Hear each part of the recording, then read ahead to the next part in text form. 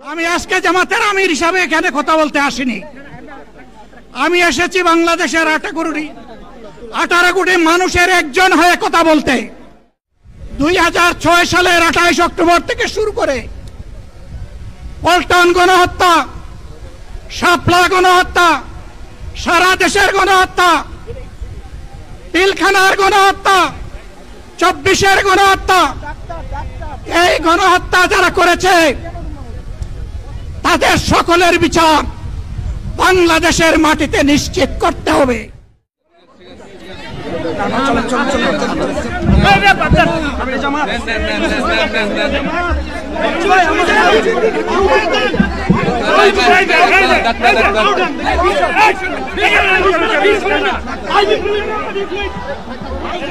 আপনারা নিজ নিজ জায়গায় অবস্থান করুন।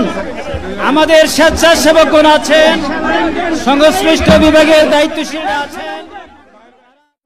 আলহামদুলিল্লাহ। আরে আল্লাহ যত সময় হায়াত দিয়েছেন, আল্লাহ যত সময় হায়াত দিয়েছেন তত সময় মানুষের জন্য লড়াই করবো ইনশাআল্লাহ। এ লড়াই বন্ধ হবে না। বাংলার মানুষের মুক্তি অর্জন হওয়া পর্যন্ত আমাদের লড়াই অব্যাহত থাকবে। বলছিলাম, জামাতে ইসলামী যদি আল্লাহর ইচ্ছা এবং জনগণের ভালোবাসায় বাংলাদেশের মানুষের সেবা করার সুযোগ পায়, তাহলে মালিক হবে না, সেবক হবে ইনশাআল্লাহ।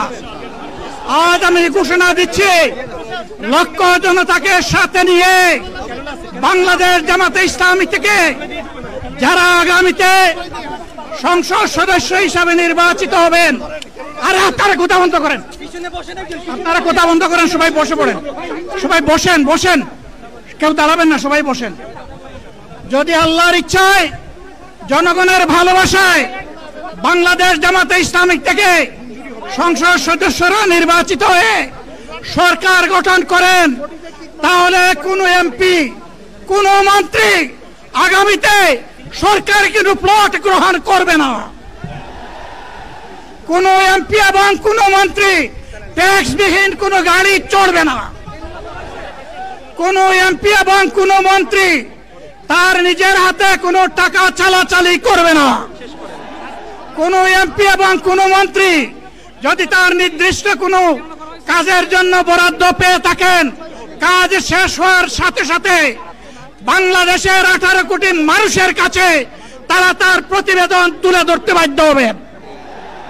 সম্মানিত বন্ধুগণ, চাঁদা আমরা নিব না, দুর্নীতি আমরা করব না, চাঁদা আমরা নিতে দেব না, দুর্নীতি আমরা সহ্য করব না।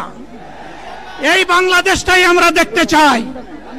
যুবকদেরকে আমরা স্পষ্ট ভাষায় বলতে চাই, বন্ধুগণ, তোমাদের সাথে আমরা আছি।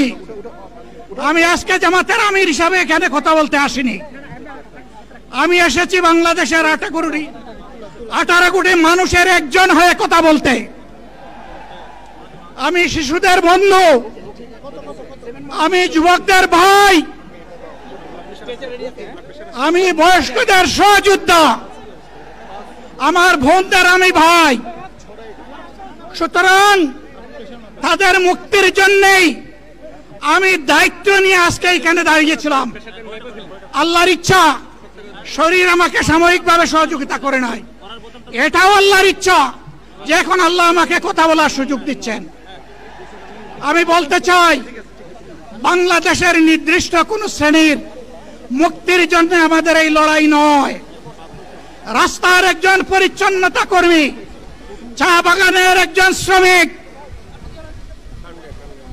রক্ত পানি করে ঘাম জড়ানো আমার একজন রিক্সা চালক ভাই, মাঠে ময়দানে বাংলাদেশের মানুষের মুখে যারা এক মুঠো ভাত তুলে দিতে চায়, আমার সেই কৃষক বন্ধুটি, আমি তাদের হয়ে আজকে এখানে কথা বলতে এসেছি। আমি কোন অভিজাত শ্রেণীর হয়ে এখানে কথা বলতে আসিনি। আল্লাহ তাআলার অশেষ মেহেরবানি, আজীবন সকল রক্ত চক্ষুকে উপেক্ষা করেছি, জেল জুলুমের পরোয়া করি নাই। আমার আফসোস, 24 সালে জাতিকে মুক্তি দিতে গিয়ে যারা জীবন দিয়ে শহীদ হলো, আমি তাদের একজন হতে পারলাম না। আপনাদের কাছে দোয়া চাই, ইনসাফের ভিত্তিতে একটি দেশ গড়ে তোলার জন্য আগামীতে যে লড়াই হবে, আমার আল্লাহ যেন সেই লড়াইয়ে আমাকে একজন শহীদ হিসাবে কবুল করেন। সম্মানিত বন্ধুগণ, আমাদের প্রিয় শহীদ নেতৃবৃন্দ 2006 সালের 28 অক্টোবর থেকে শুরু করে পল্টন গণহত্যা, শাপলা গণহত্যা, সারা দেশের গণহত্যা, পিলখানার গণহত্যা, 24-এর গণহত্যা, এই গণহত্যা যারা করেছে তাদের সকলের বিচার বাংলাদেশের মাটিতে নিশ্চিত করতে হবে। এদের বিচারের দৃশ্যমান প্রক্রিয়া শুরু না করা পর্যন্ত পুরানা ব্যবস্থাপত্রে বাংলাদেশ আর চলবে না।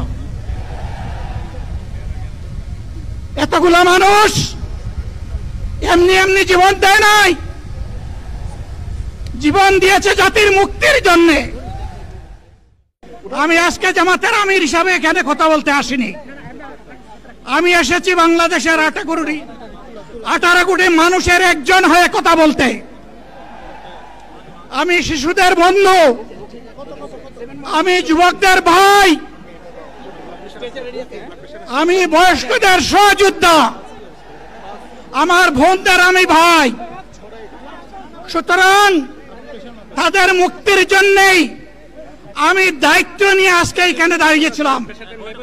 আল্লাহর ইচ্ছা শরীর আমাকে সাময়িকভাবে সহযোগিতা করে নাই, এটাও আল্লাহর ইচ্ছা যে এখন আল্লাহ আমাকে কথা বলার সুযোগ দিচ্ছেন। আমি বলতে চাই, বাংলাদেশের নির্দিষ্ট কোন শ্রেণীর মুক্তির জন্য আমাদের এই লড়াই নয়। রাস্তার একজন পরিচ্ছন্নতা কর্মী, চা বাগানের একজন শ্রমিক, রক্ত পানি করে ঘাম জড়ানো আমার একজন রিক্সা চালক ভাই মাঠে ময়দানে বাংলাদেশের মানুষের মুখে যারা এক মুঠো ভাত তুলে দিতে চায়, আমার সেই কৃষক বন্ধুটি, আমি তাদের হয়ে আজকে এখানে কথা বলতে এসেছি। আমি কোন অভিজাত শ্রেণীর হয়ে এখানে কথা বলতে আসিনি। আল্লাহ তাআলার অশেষ মেহেরবানি, আজীবন সকল রক্ত চক্ষুকে উপেক্ষা করেছি, জেল জুলুমের পরোয়া করি নাই। আমার আফসোস, 24 সালে জাতিকে মুক্তি দিতে গিয়ে যারা জীবন দিয়ে শহীদ হলো, আমি তাদের একজন হতে পারলাম না। আপনাদের কাছে দোয়া চাই, ইনসাফের ভিত্তিতে একটি দেশ গড়ে তোলার জন্য আগামীতে যে লড়াই হবে, আমার আল্লাহ যেন সেই লড়াইয়ে আমাকে একজন শহীদ হিসাবে কবুল করেন। সম্মানিত বন্ধুগণ, আমাদের প্রিয় শহীদ নেতৃবৃন্দ 2006 সালের 28 অক্টোবর থেকে শুরু করে পল্টন গণহত্যা, শাপলা গণহত্যা, সারা দেশের গণহত্যা, পিলখানার গণহত্যা, 24-এর গণহত্যা, এই গণহত্যা যারা করেছে তাদের সকলের বিচার বাংলাদেশের মাটিতে নিশ্চিত করতে হবে। এদের বিচারের দৃশ্যমান প্রক্রিয়া শুরু না করা পর্যন্ত পুরানা ব্যবস্থাপত্রে বাংলাদেশ আর চলবে না।